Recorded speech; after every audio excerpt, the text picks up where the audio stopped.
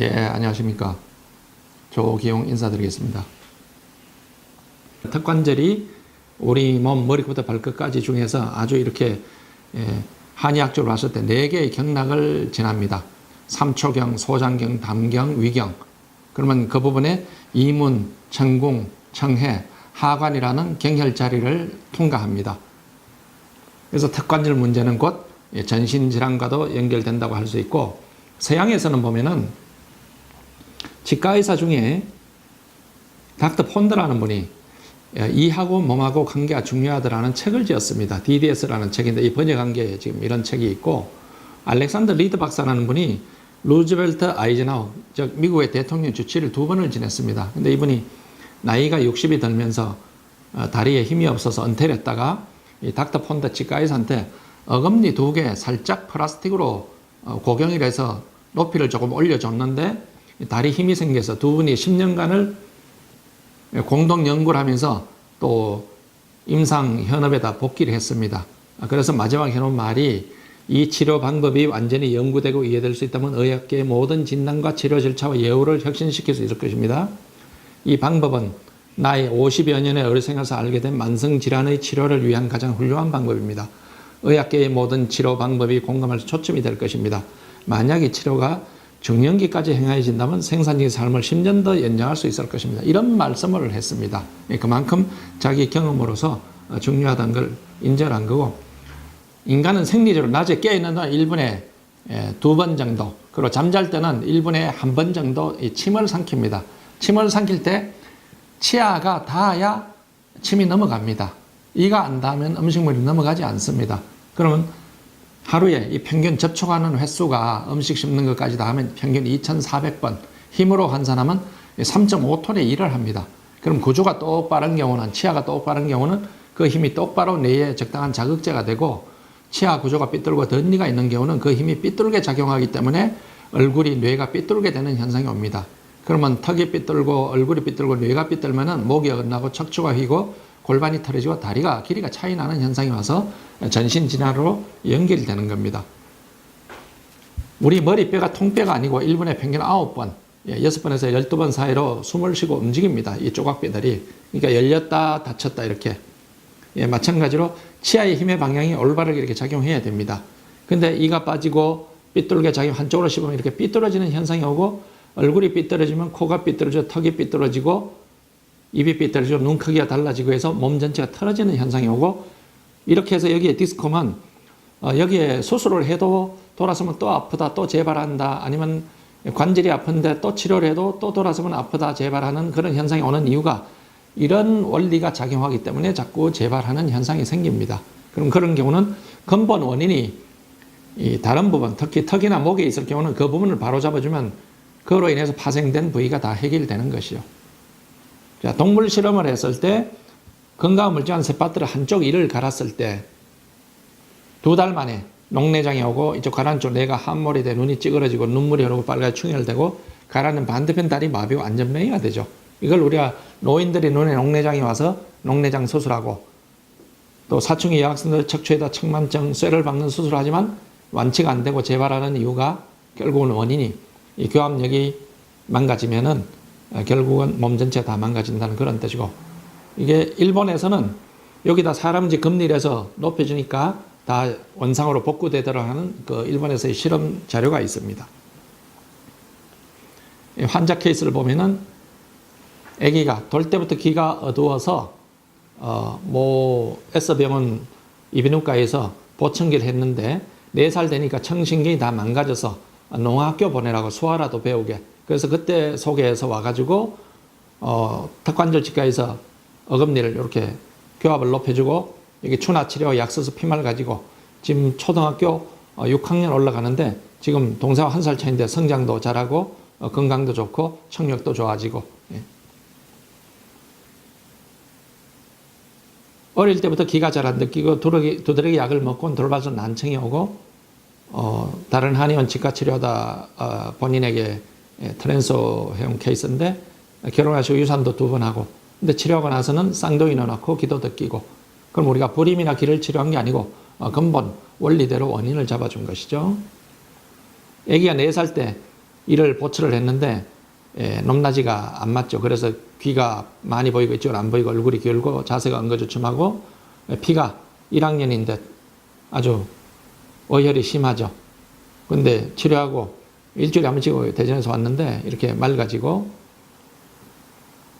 고관절이 이쪽은 정상인데 이쪽은 대퇴골두가 다 삭아서 걷질 못해 학교를 못 가고 대학병원 정형외과에서 2달을 치료하다가 안 되니까 수술을 하자 해서 수녀님이 소개해 오신 케이스인데 여기서는 관절에 손댄 게 아니고 피를 맑게 해줬죠. 그리고 구조를 잡아주고 입에 제가 특허내서 만든 MBS라는 장치를 물려주고 한약 쓰고 식이요법하고 석 달 만에 다시 뛰어다니고 학교를 가게 되고 이분은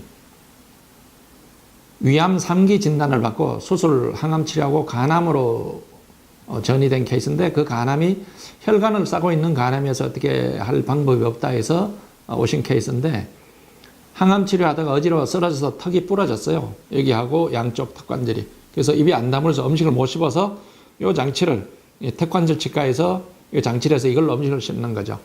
근데 이제 이게 2년이 지나고 모습인데 3개월 뒤에 초음파니까 간암이 흔적도 없이 사라졌다고 이게 2년 반이 지나서 이 모습인데 지금 현재는 3년이 지난 상태이고 지금 건강하게 잘 살고 계시고 이렇게 에너지가 파랗게 진하게 연결돼야 되는 부분들이 끊어졌죠. 근데 치료가 나니까 이렇게 파란 부분들이 좀 더 연결이 잘 되고 있죠. 그러니까 에너지 순환이 잘 되는 것이죠. 그리고 위암, 간암도 없어졌고 몸도 건강하고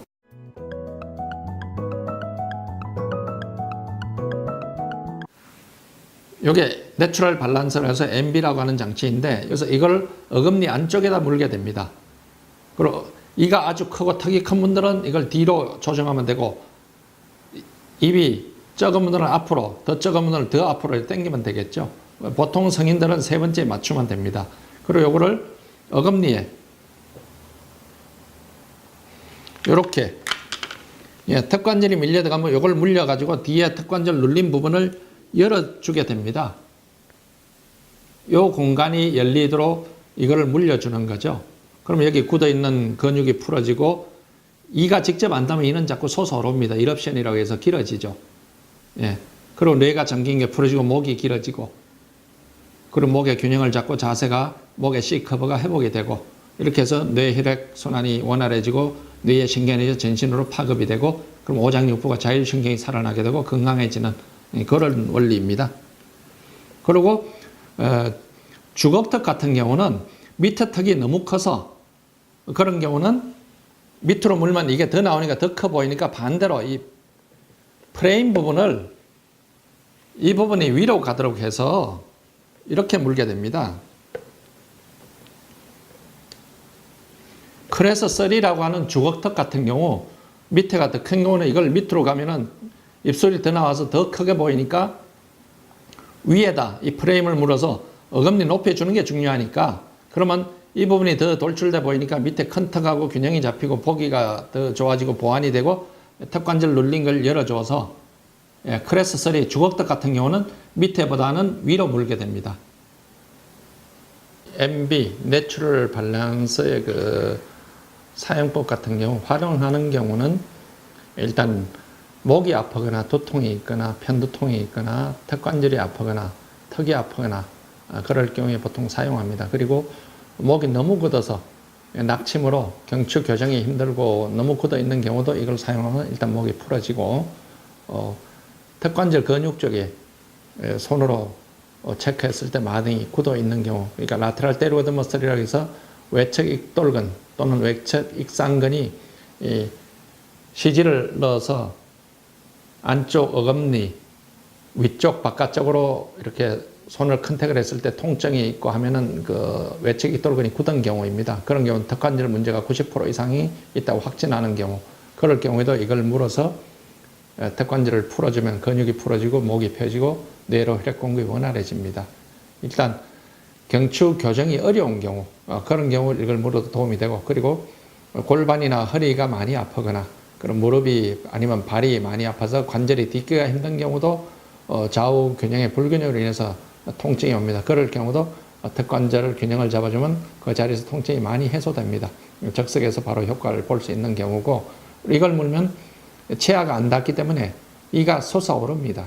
일옵션이라고 하죠. 그래서 오래 물게 되면 이가 솟아오르는 그런 경우가 생기는데, 조금 솟아오르면 조금 다른 부분을 보완해주는 그런 효과가 있습니다. 그리고 이제 MBS, 내추럴 밸런스 스탠다드 같은 경우는 보통은 이렇게 똑바로 이렇게 착용하든지 아니면 뒤집어서 위로 물면 됩니다. 그럼 이건 사용하는 경우는 털리 같은 경우, 털리에 MB를 물면은 특정 부위에 힘이 닿으면은 잇몸이 아플 수가 있기 때문에 전체가 고루 힘이 분산이 되게, 그래서 털리 같은 경우 이걸 물고, 또 어금니가 빠져가지고 지질 못할 경우도 MB를 못 물기 때문에 그때도 이걸 물고, 그리고 애기들 같은 경우도 MB 같은 경우는 크기가 안 맞고 사이즈가 안 맞기 때문에, 높이가 안 맞기 때문에 이거를 애기 입에 맞게 길이도 자르고 높이도 잘라서 이렇게 그런 경우 물립니다. 그리고 물다가 턱이 증상이 나타나거나 하면은 일단 이걸 사용하시는 분은 이걸 처방한 원장님에게 상의를 하고, 이가 너무 오래 물면은 치아에 변형이 일어날 수가 있습니다. 그거를 관찰을 잘해서 지도를 잘 받아야지, 그러지 않고 오랫동안 방치해 놓고 턱하고 목하고 두개골이 털어진 상태에서는 치아의 힘의 방향이 자꾸 삐뚤어지는 현상이 옵니다. 그럴 경우 오래 방치해 놓으면은 이가 더 삐뚤어지는 현상이 오기 때문에, 그럴 경우는 오래 끌지 마시고 조기에 상담을 해 주시기 바라고, 그렇지 않은 경우는 일찍 치과 가셔서 진료를 받으시길 바랍니다.